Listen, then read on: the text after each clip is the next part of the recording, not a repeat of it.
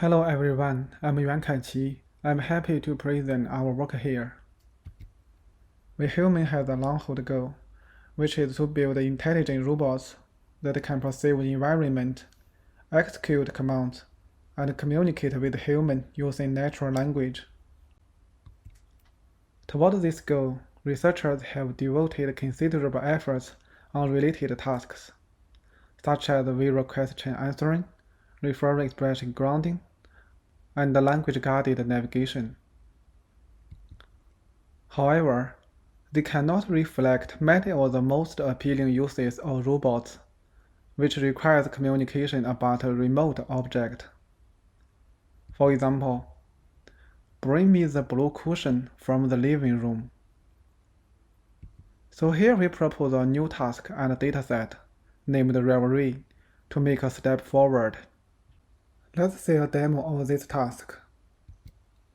The agent is given a natural language instruction referring to a remote object.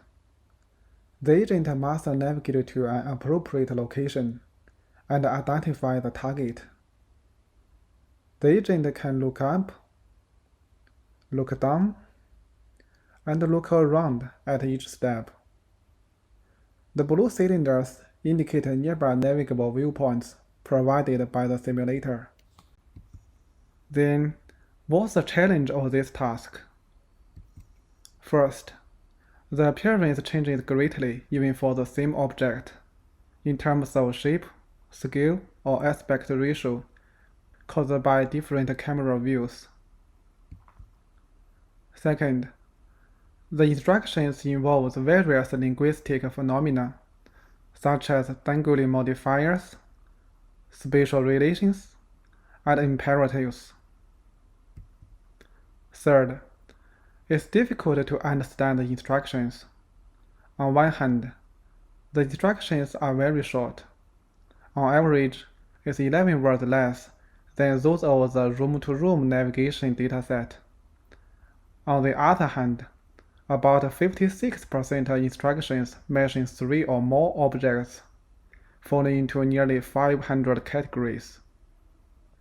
As REVERIE task involves both room-to-room navigation and referring expression grounding, an intuitive solution is to combine state-of-the-art navigation and grounding models. There are two ways to combine them together. The first one is to perform grounding when a navigation ends. The other one is to perform grounding at each navigation step. Here we implement the second combination manner using an interactive Navigator-Pointer model. At each step, the pointer outputs labels and visual features of top 3 objects matched to the instruction, which are further encoded and concatenated by the interaction module. Finally, the navigator predicts the next navigation action based on the concatenated visual feature and the instruction. Now let's have a look at metrics. A task is considered successful if it selects the correct object from a list of candidates, or the predicted bounding box has an IOU no smaller than 0.5 with ground truth. Then the performance of a model is mainly measured by the remote grounding success rate. We also measure navigation performance with 4 kinds of metrics. Please note, in our task, a navigation is considered a success if it stops at a location within 3 meters to the target object. Here are the results using MATNET as a pointer.